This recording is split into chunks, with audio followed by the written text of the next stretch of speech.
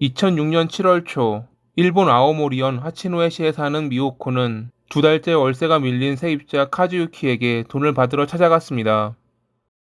그가 가정 형편이 어려워 사정이 딱하다는 것은 알고 있었지만 그녀도 돈이 필요했기에 이번에는 꼭 받아야겠다는 마음이었습니다. 초췌한 모습으로 문을 열고 그녀를 맞이한 그는 연신 사과하며 20일까지 꼭 돈을 마련하겠다고 말했고, 그런 그의 모습에 마음이 약해진 그녀는 알겠다며 발걸음을 돌려야 했죠.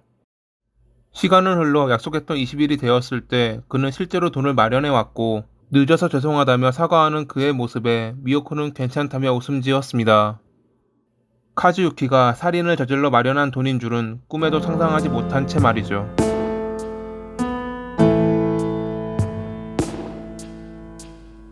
1976년 12월 17일에 일본 아오모리현 고노해정에서 태어난 카즈유키는 별달리 눈에 띄는 일 없이 조용하게 학창시절을 보냈던 남성이었습니다.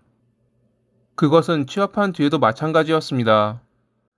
몇 번 직장을 옮기기도 했지만 그와 함께 일했던 이들은 그를 다음과 같이 평가했죠. 눈에 띄지 않지만 근무 태도는 성실하고 별다른 문제도 없었다. 직장 내에서 친한 사람은 그리 많지 않았지만 먼저 말을 걸어오는 등 대인관계도 나쁘지 않았다.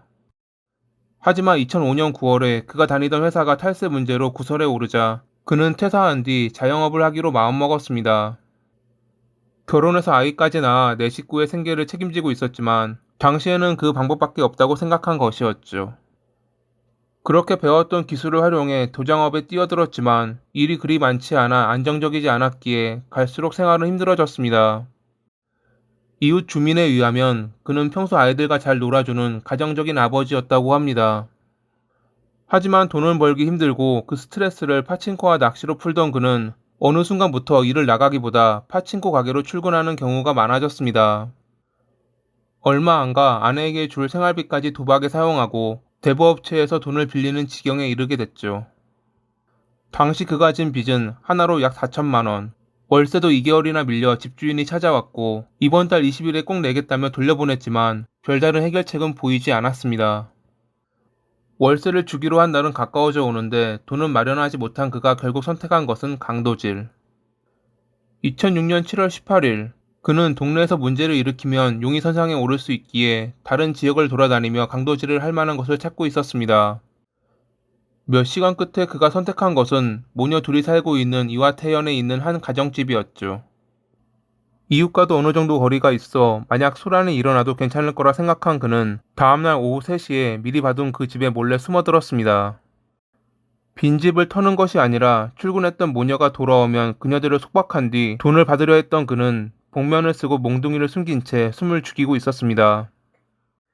오후 5시 좀 넘어 모녀 중 어머니인 노리코가 일을 마치고 귀가했고, 그녀가 현관에서 반려묘를 부르는 사이 카즈유키는 뒤에서 달려들었습니다. 노리코는 거세게 저항했고 몸싸움 중 카즈유키의 복면이 벗겨지자 자신의 얼굴이 들켰다고 생각한 그는 그녀를 살해했죠. 이대로 도망치면 잠시 뒤 귀가할 그녀의 딸이 신고를 할 것이고 그럼 자신이 체포될 가능성이 커지기 때문에 그는 범행 발견 시간을 늦추기 위해 결국 그녀의 딸마저 살해하기로 결심합니다. 이미 손을 더럽힌 그에게 있어 한 명 더 살해한다는 것은 아무것도 아니었을 것입니다. 오후 6시 무렵 노리코의 딸인 유키가 일을 마치고 귀가, 집안에 숨어있던 카즈유키는 끝내 그녀를 살해했습니다. 그 뒤 모녀의 차와 집안을 뒤져 현금과 돈이 될 만한 물건들을 훔쳤고 모녀의 시신을 인근 숲에 유기했죠. 범행을 마치고 그가 향한 곳은 파친코 가게였다고 합니다.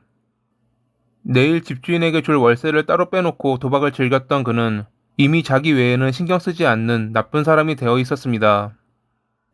사건이 경찰에 알려진 것은 범행이 일어나고 3일 뒤인 22일 저녁 무렵, 노리코의 친척이 전화를 걸어도 받지 않는 그녀를 걱정해 경찰에 신고했고, 현장으로 출동한 경찰은 모녀의 차가 인근 공터에 있었지만 초인종을 눌러도 대답이 없자 집을 둘러보았습니다. 문이 잠겨있지 않은 것을 발견해 집 안으로 들어갔던 경찰은 현관에서 몸싸움의 흔적과 1층 방에서 혈흔을 발견했죠. 집안을 뒤진 흔적, 현금과 사라진 물건들을 보아 강도의 범행의 가능성이 높다고 생각하며 강력 범죄에 중점을 두었고, 얼마 안 가 3일 전 인근에서 수상한 경트럭을 보았다는 마을 주민의 증언을 듣게 됩니다. 확인 결과 그 경트럭의 소유자는 카즈유키라는 남성이었습니다. 주민이 그리 많지 않은 지역이었기에 처음 보는 차의 경우 눈에 띄었고 마을 주민이 차 번호를 기억하고 있어 경찰은 쉽게 그에게 도달할 수 있었던 것입니다. 24일에 체포된 그는 처음에는 범행을 부인했지만 결국 다음날 자백했고 경찰은 그의 안내를 받아 인근 숲에 유기된 모녀를 발견할 수 있었습니다. 2007년 3월 5일 모리오카 지방법원에서 열린 재판에서 그는 모든 범행 사실을 인정했고 변호사는 빚으로 생활이 막막했던 사정 등을 말하며 그가 범행을 저지른 동기에 대해 설명했습니다. 카즈유키는 처음에는 죽일 생각이 없었지만 얼굴을 들키는 바람에 그리 됐다며 범행에 살인은 없었고 사형을 각오할 만큼 반성한다며 선처로 호소했지만 검찰 측은 일은 하고 싶지 않으면서 돈은 갖고 싶다는 제멋대로의 동기에 잘못이 없는 피해자의 목숨을 앗아간 일방적인 범행이라며 사형을 구형했죠. 2007년 4월 24일 재판부는 다음과 같이 말하며 사형을 선고했습니다. 여성 2명만 살고 있는 가정임을 범행 전날 확인했고 돈을 빼앗을 목적으로 피해자가 귀가하기 전까지 기다린 점으로 보아 범죄를 저지르고자 했던 의지는 매우 높았다. 피해자들의 저항을 전혀 개의치 않고 흉기로 여러 번 강타하는 등 행위를 거듭해 범행 완수 의사는 이상할 정도로 강고했다. 범행 당시 얼굴을 들켰기에 살인을 저질렀다라고 주장했지만 살인이 사전에 계획된 것은 아니라고 하더라도 저항 억압이나 발각 방지 차원으로 살인을 저질렀음은 분명하다. 시신을 유기하는 등 사후에도 고통을 입혔으며 유가족들 역시 강력한 처벌을 원하고 있다. 근무처의 탈세가 원인으로 독립하여 생활고를 겪은 것에 대해선 약간 동정할 점이 있긴 하지만 파친코 등으로 빚을 내 생활비 등이 궁해 범행을 저지른 동기를 비롯해 발각 방지를 위해 두 사람을 살해한 것에 참작의 여지는 없다. 사형 적용에 신중을 가해야 하는 점을 감안하더라도 극형을 가지고 임하는 수밖에 없기에 사형 이외의 선택은 있을 수 없다. 카즈유키는 이에 항소했는데 2008년 3월 17일에 열린 항소심에서 그는 앞서 했던 자백을 철회하며 진범이 따로 있다고 주장했습니다. 그의 주장에 따르면 그는 월세를 벌기 위해 불법 산업 폐기물 처리 작업에 나갔고 사건 당일에도 피해자가 살았던 인근 숲에 폐기물을 버리러 갔다고 합니다. 4인 1조로 이뤄진 작업 도중 키오카와라는 사람에게 자신의 차를 빌려주었는데 그가 어딘가 갔다 돌아왔을 때 차 뒤편에 사망한 피해자 둘이 실려 있었고 그가 그녀들을 인근 숲에 유기하는 것을 도와달라 했기에 유기 장소까지 알고 있었다는 것이 그의 주장이었습니다. 만약 이를 발설하면 키오카와가 속한 조직에게 가족들까지 위험할 것이라 생각한 그는 용의자로 체포돼 신문 당시 이 사실을 밝히지 못했고 경찰이 보여준 사건 현장의 사진들과 평소 보았던 추리소설을 보태어 모두 자신이 꾸며낸 거짓 자백을 했다며 무죄를 주장했습니다. 하지만 키오카와라는 인물은 존재하지 않았습니다. 그가 말했던 불법 산업 폐기물 처리 작업장도 존재하지 않았죠.